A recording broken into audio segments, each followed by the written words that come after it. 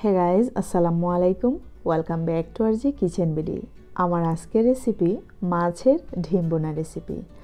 আর এই রেসিপি দেখলে আপনাদের মাছের ডিম সম্পর্কে সব ধরনের কনফিউশন দূর হয়ে যাবে। অনেকে আমরা বলে থাকি মাছের ডিম খুব ভালো করে সেদ্ধ হলেও একটু দোলা দোলা থেকে যায়, অথবা কীরকম একটা জানি গন্ধ লাগে।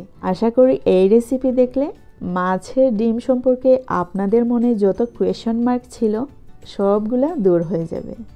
কেটে নিলাম পেঁয়াজ, কেটে নিচ্ছি রসুন। এখন ঠিক এইটাকে আমাদের সিলেটি ভাষায় গাইল বলে, বুঝছেন? সো আপনাদের ভাষায় কি বলে বলবেন। খাঁটি শুদ্ধ ভাষায় তো ওইটাকে ঢেকি বলে, তাই না? এটা ছোটো ঢেকি। ওকে, ওইটা দিয়ে ছেঁচে নিতে হবে। এইটা না থাকলে অবশ্যই ব্লেন্ড করে নিতে পারেন, অথবা পাটায় পিষেও নিতে পারেন, তাতে কোনো সমস্যা নেই। কেটে নিচ্ছি টমেটো আমাদের ইচ্ছে খুশি মতো কেটে নেব, কারণ ওইটা তরকারিতে দিলেই গলে যাবে।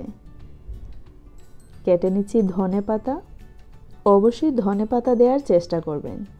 সিজনের ধনেপাতা, সিজন ছাড়া অনেক সময় আরেক ধরনের ধনেপাতা পাওয়া যায়, ওইটা লম্বা লম্বা পাতা হয়, ওইটা দিয়ে দিতে পারেন।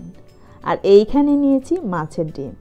আর মাছের ডিমের সাথে যে সাদা অংশটা দেখতে পাচ্ছেন, ওইটাকে কি বলে আমি জানি না, তবে ওইটা খেতে আমার খুব ভালো লাগে, তাই আমি মাছের ডিমের সাথে আজকে ওইটাও নিয়ে নিলাম। আর হ্যাঁ, ওই সাদা অংশটুকুকে আপনারা কি বলেন অবশ্যই আমাকে কমেন্টস করে জানাতে ভুলবেন না। একটি ছুরির সাহায্যে অথবা দা বা বটি দিয়েও সবগুলাকে খুব ভালো করে কেটে নিতে হবে। কেটে নেওয়া শেষ, চলে যাচ্ছি চুলায় একটি প্যান বসিয়ে দিয়ে দিলাম পর্যাপ্ত পরিমাণে তেল এবং দিয়ে দিচ্ছি পেঁয়াজ রসুন। এখন অবশ্যই 1 থেকে 1.5 মিনিট ভেজে নিতে হবে। দিয়ে দিচ্ছি আদা বাটা, দিয়ে দিচ্ছি মাছের মশলা। অবশ্যই মাছের মশলা ইউজ করার চেষ্টা করবেন। দিয়ে দিলাম 1 চামচ পরিমাণ হলুদের গুঁড়ো, 1 চামচ পরিমাণ মরিচের গুঁড়ো, স্বাদ মতো লবণ।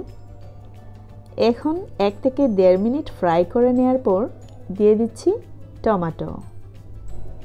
এখন টমেটোকে 2 থেকে 3 মিনিট অবশ্যই রান্না করতে হবে ঢাকনা ছাড়া। দিয়ে দিচ্ছি মাছের ডিম।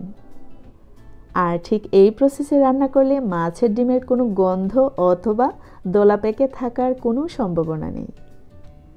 একটু নেড়ে নেওয়ার পর ঢাকনা দিয়ে ঢেকে দিচ্ছি।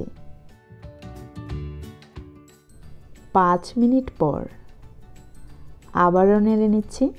যারা আমার সাবস্ক্রাইবার তাদেরকে অসংখ্য ধন্যবাদ, আর যারা আমার চ্যানেলে নতুন প্লিজ সাবস্ক্রাইব মাই চ্যানেল এবং পাশে থাকা বেল বাটনটি ক্লিক করে অল দিয়ে রাখবেন, যাতে আমার পরবর্তী ইজি রেসিপি আপনার মোবাইলে চলে যায়।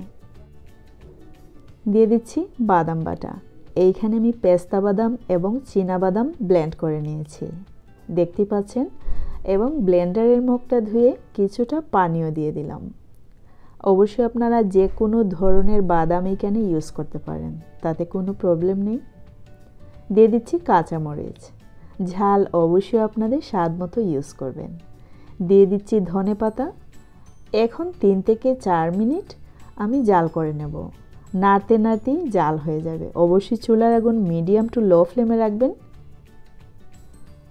গাইজ, আমি আশা করব এই রেসিপিটা দেখার পর যাদের মাছের ডিম সম্পর্কে কোয়েশ্চন মার্ক ছিল ওইটা মোটামুটি কেটে গেছে।